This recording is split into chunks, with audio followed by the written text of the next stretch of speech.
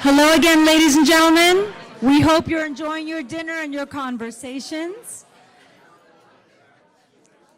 May I please have your attention? Hello again. Thank you so much. Moving on with our program, we would now like to introduce you to a great visionary, our leader. Ladies and gentlemen, President of the Foreign Press Association of the United States, Mr. David Michaels.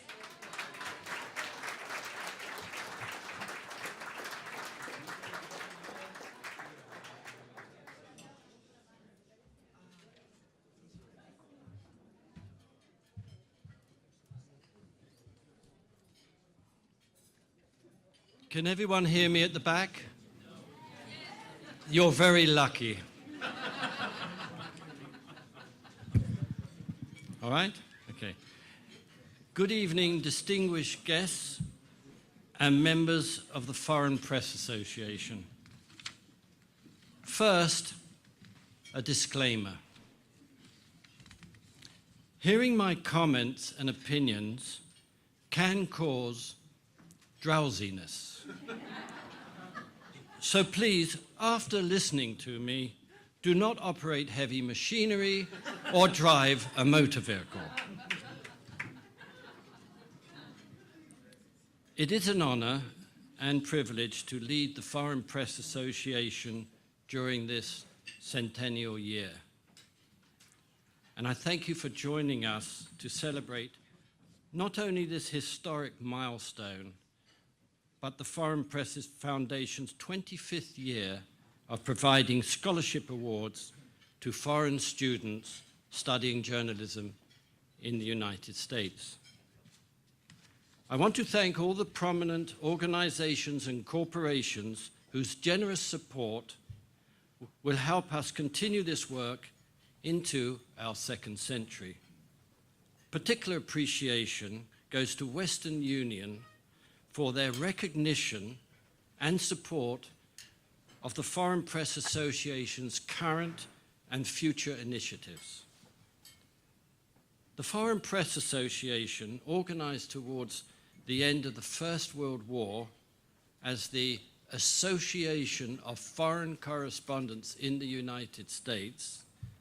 Now you understand why we shortened that, particularly as some person with vision thought somebody one day will invent the internet, and they needed a shorter domain. Anyway, it has been home and a resource for international reporters through a century of war and peace. In these tumultuous times, supporting the work of international journalists has arguably never been more critical. As a member organization of journalists, we believe a free press is crucial for the functioning of democracy, and it is a human right to know the unbiased truth. As I often quote, just the facts, not opinion. With apologies for my poor pronunciation, veritas liberabit vos, the truth shall set you free, as true today as it was when first quoted over 2,000 years ago.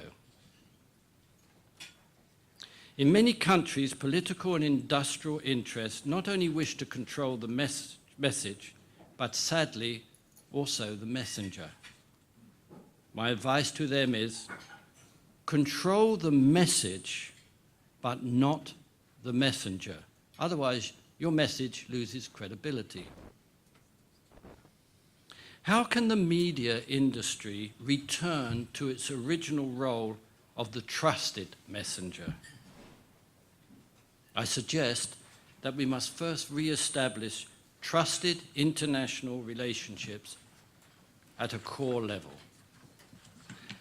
As one of the oldest non-political, non-partisan press associations in the world, I believe that we have a responsibility to our international membership to seek solutions to protect our profession and to build and maintain bridges between our members' nations. As the Foreign Press Association enters its second century, we remain committed to events and programs from across the political and business spectrum to provide our members with the facts, insights, and perspective essential to building bridges between countries and cultures around the world. As the Foreign Press Association grew in membership and stature, it also recognized through its Foreign Press Awards those exceptional individuals who had made significant contributions to the arts, sciences, politics, and media. In celebration of our centennial year, we are reinstituting these prestigious international awards as one of our next 100 years initiatives. Because the award recognized deserving individuals from any profession or occupation, any country or culture, it was said by some that a Foreign Press Award was very much like a Nobel Prize, but without the cash. Awardees included Albert Einstein, Tennessee Williams, David Lean, Elizabeth Taylor, Henry Kissinger, Walter Cronkite, Stanley Kramer, Billy Wilder, Mike Nichols, William Averell Harriman. The list goes on and on and on. The Foreign Press Awards will also be a catalyst to form and grow bridges and bonds between press associations and journalists around the globe. No sector of a nation's society is more informed than its professional journalists, and no sector is more aware of those deserving recognition than its journalists. Therefore, journalists, through their national press associations, will be invited to nominate a person from their country who deserves global recognition. To be part of this initiative of global recognition and awards will be an essential incentive for continuous engagement and bridge building through this informal strategic alliance between press associations around the world. The Foreign Press Association's next 100 years initiatives also include a co-production of a multimedia series called Global Matters That Matter. Principal topics will include water, food and food sustainability, cancer, human trafficking, and media literacy.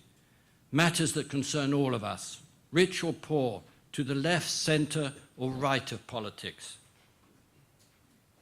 This centennial event is also an opportunity to celebrate all our officers and executive committee members who during the 100 years have helped our members contribute to a better understanding of the United States around the world. I would particularly like to recognize those individuals who had led the Foreign Press Association during more recent years and who have traveled several thousands of miles to be with us here tonight. Past presidents, pardon my pronunciation, Mitja Mersel, Gabrielle Plessier, and Roy Murphy. Thank you for being here.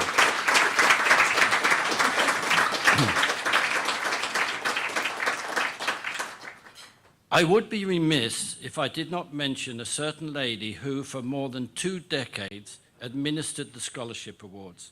Suzanne Adams, thank you for your service.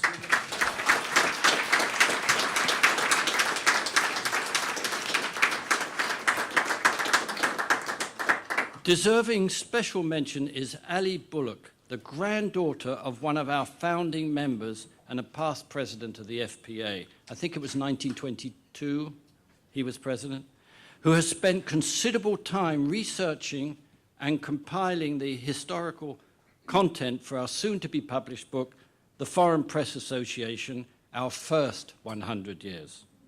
Thank you, Ali.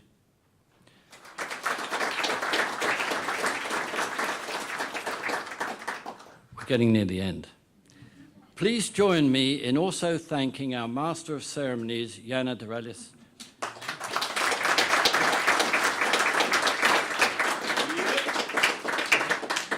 Some of you may have recognized Jana from her many appearances on US TV, but in particular as the Master of Ceremonies for the opening and closing ceremonies of the 2004 Olympic Games in Athens. Thank you, Jana. Obviously, she was just out of kindergarten at the time. Now, special recognition goes to Thanos Dimades, our Executive Director.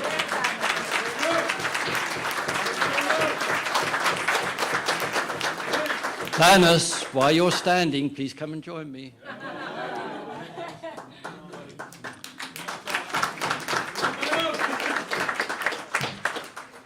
Now we'll see if he blushes. You can't read it. Just stand there and smile. Okay. When Thanos accepted the role of executive director, I promised that I would help him become the best person he could be, and I keep my promises.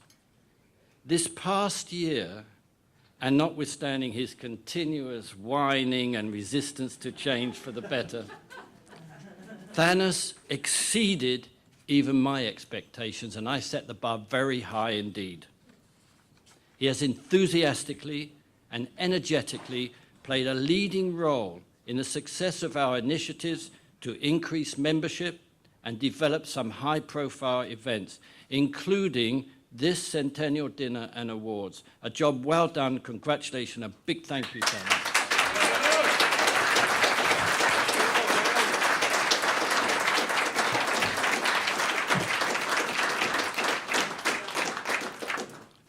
Last, but certainly not least, a very special thank you to an incredible, intelligent, and courageous person. My wife, Teresita, has also been a silent partner in my voluntary role as the elected president of the Foreign Press Association and has patiently tolerated me for over 40 years. Without her unselfish support, I would not be standing here. Now, some persons can never forgive her for that, but that's another matter. Joking aside, again, I thank you all for being part of our first 100 years, and I look forward with high expectations to you being part of our next 100 years. Thank you.